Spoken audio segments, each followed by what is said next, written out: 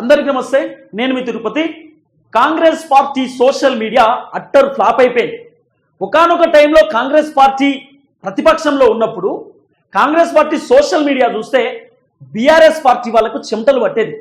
BRS అధికారంలో ఉన్నప్పుడు Congress party social మీడియాలో కేటీఆర్, కేసీఆర్, తర్వాత బీఆర్ఎస్ పార్టీకి సంబంధించిన ఎమ్మెల్యేలు, ఎంపీలు, మంత్రులు, ఎమ్మెల్సీలకు సంబంధించినటువంటి వీడియోలు భయంకరంగా వైరల్ అయ్యేటి. కేసీఆర్ మాట్లాడేటటువంటి మాటలను వైరల్ చేసేది, కేటీఆర్ మాట్లాడే మాటలను వైరల్ చేసేది.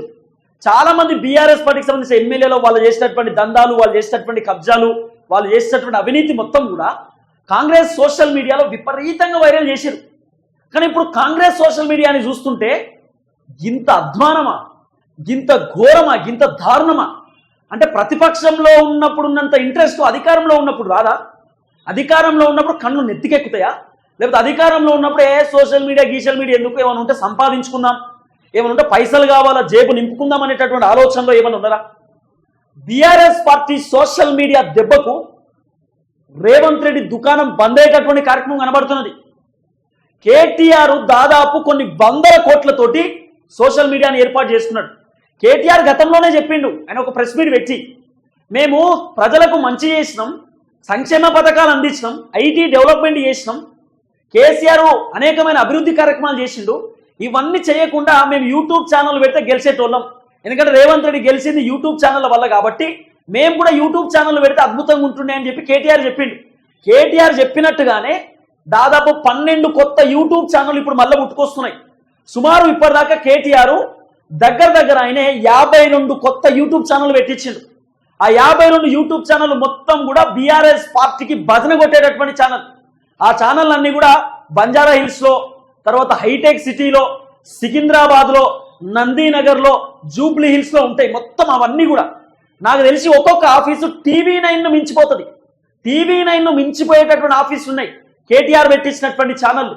ఇక వాటి పేర్లు మనం చెప్పొద్దు, మీకు చాలా క్లియర్గా తెలిసి ఉంటాయి. పొద్దున్న లేస్తే చాలామంది ఆ ఛానలే చూస్తూ ఉన్నారు కాబట్టి మీ అందరికి తెలిసి ఉంటుంది. కేటీఆర్ ఇన్స్టాగ్రామ్ పేజీలు, ఇన్స్టాగ్రామ్ అకౌంట్లు దాదాపు ఒక 2000 ఇన్స్టాగ్రామ్ అకౌంట్లు పెట్టించింది. ట్విట్టర్లో మాత్రం భయంకరంగా రేవంత్ రెడ్డి మాకెవడు అప్పిస్తలేడు, రాష్ట్రం దివాలా తీసింది, మమ్మల్ని ఎవడు నమ్ముతలేడు అనేటటువంటి మాట మాట్లాడేది కదా. ఈ మాట బీఆర్ఎస్ పార్టీ సోషల్ మీడియాలో చక్కర్లు కొడుతున్నది, మామూలు చక్కర్లు కాదు. అప్పుడప్పుడు బీఆర్ఎస్ పార్టీ సోషల్ మీడియా చూస్తుంటే పుర్ర ఖరాబ్ అవుతున్నది.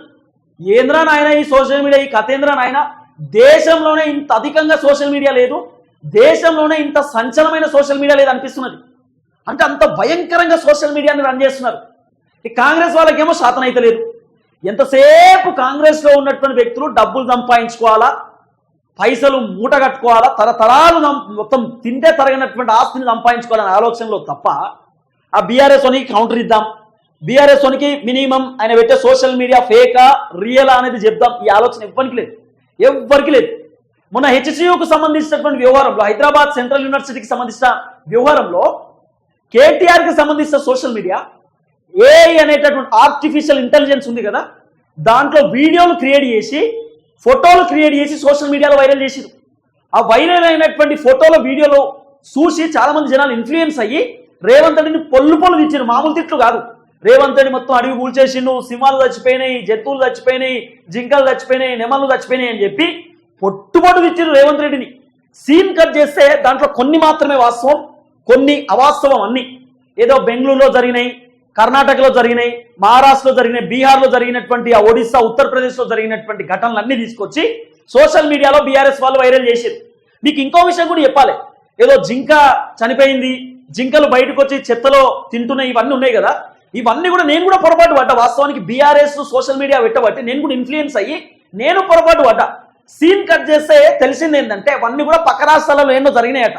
పక్క రాష్ట్రాల్లో జరిగినటువంటి వీడియోలు తీసుకొచ్చి ఇక్కడ పెట్టారు. తర్వాత జింకలు బయటకు వచ్చి రోడ్ల మీద తిరిగి జింకలు బయట నీళ్లు తాగేటటువంటి అవి కూడా ఏదో పక్క రాష్ట్రంలో జరిగిందట. అది తెలంగాణకు లింకు చేసారు.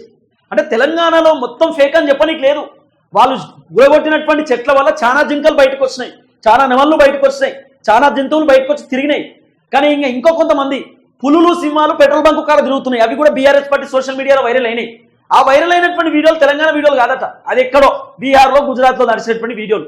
ఏదో జరిగినటువంటి వీడియోలు తీసుకొచ్చి ఇక్కడ పెట్టారు. ఈ దుకాణం కాడ పెట్టారు. హెచ్సియులోనే జరిగింది, హెచ్సియులోనే మొత్తం భూకంపం మొదలుకొచ్చిందని చెప్పి ఈడ తీసుకొచ్చి పెట్టిరా కథంతా. కానీ రేవంత్ రెడ్డిని బీఆర్ఎస్ పార్టీ సోషల్ మీడియా చాలా డ్యామేజ్ చేసింది. మామూలు డ్యామేజ్ కాదు, భయంకరమైనటువంటి డ్యామేజ్ చేస్తారు. అసలు ఏందండి ఆ సోషల్ మీడియా చూస్తుంటే పుర్ర ఖరాబ్ అయిపోతుంది. ఆ బీఆర్ఎస్ సోషల్ మీడియా చూస్తే పొద్దున్న లేస్తే ఇదే పనిలో ఉన్నారు మొత్తం. పోనీ కాంగ్రెస్ వానికి ఏమైనా సోషల్ మీడియా ఉందంటే ఆ సోయి మర్చిపోయారు, మొత్తం మర్చిపోయారు. అరే ఇప్పుడు ఈ ఈ కేటీఆర్కి సంబంధించినటువంటి బ్యాచ్ కౌంటర్ చేయడంలో అట్లీస్ట్ కాంగ్రెస్ సోషల్ మీడియా రవంత మందమైన పనిచేయాలి కదా. రవంత మందమైన ఎందుకు పనిచేస్తలేరు? ఒకానొక టైంలో ప్రతిపక్షంలో ఉన్నప్పుడు కాంగ్రెస్ పార్టీ వాళ్ళ సోషల్ మీడియా చూస్తే అధికార పార్టీ వాళ్ళకు పాయింట్లు అడిచిపోతుండే. ఇవాళ బీఆర్ఎస్ పార్టీ సోషల్ మీడియా చూస్తే కాంగ్రెస్ వాళ్ళు పరుగులు తీస్తున్నారు. ఏమైంది మరి సోషల్ మీడియా? ఎందుకు లోపం వచ్చింది కాంగ్రెస్కి? ఎందుకు ఈ సోషల్ మీడియా అట్టర్ ఫ్లాప్ చేసుకున్నారు? ఇప్పుడు అట్లీస్ట్ ఈ కేటీఆర్ చేసేటటువంటి ప్రాపగండ పైన ఇది నిజమా కాదా అనేది సోషల్ మీడియా చెప్పాలి కదా. ఇది ఫేకా రియలా అనేటటువంటి అంశాన్ని బయట పెట్టాలి కదా. అన్నీ ఫెయిల్. అసలు Congress party social media utter flop అయిపోయింది, మొత్తం ఫ్లాప్కి ఫ్లాప్. ఎవ్వరు నమ్మే పరిస్థితి లేదు ఇక కాంగ్రెస్, అంత ఘోరంగా అయిపోయింది పరిస్థితి. ఇప్పుడు కేటీఆర్ అనేటటువంటి వ్యక్తి చేసేటటువంటి భాగవతం మామూలు భాగవతమా? కొన్ని వందల కోట్లు వేల కోట్ల రూపాయలతో ఆయన సోషల్ మీడియాని ఏర్పాటు చేసుకున్నాడు. కేవలం ఈ సోషల్ మీడియా ఎందుకు? రేవంత్ రెడ్డిని ఇబ్బంది పెట్టడానికి, రేవంత్ రెడ్డిని బొగ్గిపాలు చేయడానికి తప్ప అంతకు మించి చేయలేదు. బొగ్గిపాలు చేయాలా, రేవంత్ రెడ్డిని ఇబ్బంది పెట్టాలా, రేవంత్ రెడ్డి పని చేయాలనేటటువంటి ఆలోచనతో అంతకు మించి చేయలేదు. కేవలం రేవంత్ రెడ్డి అప్పట్లో సోషల్ మీడియాని పెట్టించి ఎట్లయితే కేటీఆర్ పైన యుద్ధం చేసిండో కేటీఆర్ సేమ్ రేవంత్ రెడ్డి పైన సోషల్ మీడియాతో యుద్ధం చేస్తున్నాడు. ఆల్రెడీ చెప్పిన 600 కోట్ల రూపాయలు ఓన్లీ సోషల్ మీడియా కోసం ఖర్చు పెట్టినారట. ఎవరు? బీఆర్ఎస్ పార్టీ వాళ్ళు 600 కోట్ల రూపాయలు కేవలం సోషల్ మీడియా. ఒక్కొక్క యూట్యూబ్ ఛానళ్ళకి 7 నుండి 8 లక్షల రూపాయలు నెలకు, 7 నుండి 8 లక్షల రూపాయలు. ఆ ఛానల్లో పనిచేసే ఎంప్లాయీస్కి 5 లక్షలు, అంటే ఆ ఛానల్ రెంటు, ఎంప్లాయీస్, మెయింటెనెన్స్కి ఒక 5 లక్షలు. ఆ ఛానల్లో పనిచేసే యాంకర్కి, మెయింటైన్ చేసేటటువంటి సీఈఓకి 3 లక్షల రూపాయలు, 3 నుండి 2 లక్షల రూపాయలు అన్నట్టు. ఎంత ఘోరమో చూడండి. ఇదే ఇక మొత్తం కేటీఆర్ స్ట్రాటజీ, కేటీఆర్ కథ మొత్తం ఇదే పనిలో పడ్డాడు అన్నట్టు. కొన్ని పేపర్లు, మళ్ళా పేపర్లను కూడా పెట్టుకున్నాడు, కొన్ని ఛానళ్లను పెట్టుకున్నాడు, సోషల్ మీడియాని. ఆ ట్విట్టర్ అకౌంట్లు అయితే కొన్ని వేల ట్విట్టర్ అకౌంట్లు ఉన్నాయి, మామూలు ట్విట్టర్ అకౌంట్లు కాదు. దాంట్లో కొంతం దిలీప్ అని చెప్పి ఆయన చూసుకుంటాడు. కొంతం దిలీప్ మొత్తం బీఆర్ఎస్ పార్టీ ఆఫీస్లో ఉంటాడు. ఈ అన్ని వ్యవహారాలు బీఆర్ఎస్ పార్టీ సోషల్ మీడియా కొంతం దిలీప్ చూసుకుంటాడు. తర్వాత కేటీ రామారావు చూసుకుంటాడు. తర్వాత అన్నుంటాడు, క్రిషాంక్ అని ఉంటాడు, క్రిషాంక్ అన్న చూసుకుంటాడు. మొత్తం బ్యాచ్ అంతా అదే బీఆర్ఎస్ సోషల్ మీడియా. నాకు తెలిసి కేటీఆర్ మాట్లాడడం కూడా అవసరం లేదు, బీఆర్ఎస్ సోషల్ మీడియా చాలు రేవంత్ రెడ్డిని ఖతం చేయాలంటే. అంత ఘోరంగా ఉన్నది పరిస్థితి. కాబట్టి రేవంత్ రెడ్డి గారికి చెప్తున్నాం, మేము సజెషన్ ఇస్తున్నాం, ఫస్ట్ ఇవన్నీ పక్కన పెట్టి సోషల్ మీడియా పైన గ్రిప్ పెట్టండి, సోషల్ మీడియా పైన కొంత కాన్సన్ట్రేషన్ పెట్టండి. అంతెందుకండి, కేటీఆర్ అనే వ్యక్తి మాలాంటి వాళ్ళని, అంటే మేము ఎవరైతే న్యూట్రల్గా ఉన్నామో, గవర్నమెంట్ని క్వశ్చన్ చేస్తున్నాము, ప్రతిపక్షాన్ని క్వశ్చన్ చేస్తున్నాము, మాలాంటి వాళ్ళతో కూడా మాట్లాడండి, వీళ్ళని తీసుకోండి అని చెప్పి కేటీఆర్ చెప్తున్నారట. మాలాంటి వాళ్ళకు కూడా కాల్స్ చేస్తున్నారు బీఆర్ఎస్ పార్టీ నుండి, మా పార్టీకి అమ్ముడుకోండి, మా పార్టీలోకి రండి, మా పార్టీ గురించి మాట్లాడండి అంటే ఎవ్వరు పార్టీ గురించి మాట్లాడ బాబు అవసరం లేదు అని చెప్పినాం. కాబట్టి ఇప్పటికైనా కాంగ్రెస్ పార్టీ కొంత సోయి రావాలా, సోషల్ మీడియాని గట్టిగా ఉపయోగించుకునే ప్రయత్నం చేయండి.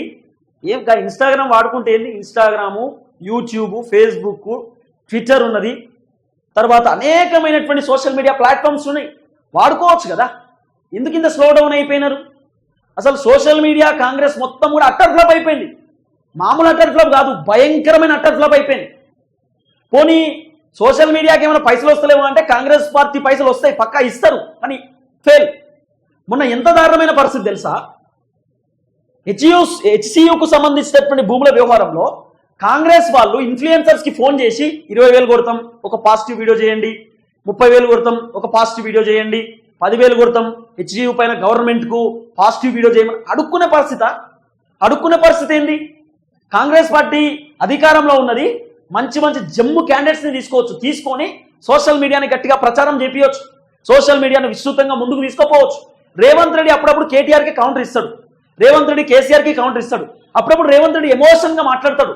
రేవంత్ రెడ్డి నిన్న ఇది సన్నబియ్యానికి సంబంధించిన కార్యక్రమంలో రేవంత్ రెడ్డి అక్కడ ఉన్నటువంటి విద్యార్థులతో కలిసి భోజనం తిన్నాడు. అలాంటి ఫోటోలు, అలాంటి వీడియోలు సోషల్ మీడియాలో వైరల్ చేయవచ్చు కదా. కొంత కాంగ్రెస్కి మైలేజ్ వస్తుంది, పాజిటివిటీ కూడా వస్తుంది. ఈ సజెషన్స్ కూడా మేమే చెప్తున్నాం.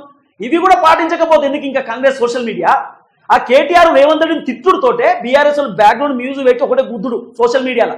కేసీఆర్ రేవంత్ రెడ్డి ఒక మాట నూరుతోటే బీఆర్ఎస్ సోషల్ మీడియా మొత్తం జుఫ్ అని చెప్పి ఇట్లా వీడియోలు వైరల్ చేస్తున్నాయి. హరీష్ రావు అసెంబ్లీలో మాట్లాడిన వీడియోలకి బ్యాక్గ్రౌండ్ మ్యూజిక్ పెట్టి ఇట్లా మొత్తం ఫైర్ బొమ్మలు పెట్టి ఫైర్ ఇమేజ్లు పెట్టి రేవంత్ రెడ్డి బొమ్మ సాడ్ బొమ్మ పెట్టి చంపుతున్నారు సోషల్ మీడియాలో. మరి కాంగ్రెస్ సోషల్ మీడియాకి ఏం పాడైంది? కాంగ్రెస్ సోషల్ మీడియాకి ఏం పొద్దుపోతలేదా? లేకపోతే ఏమైంది అసలు?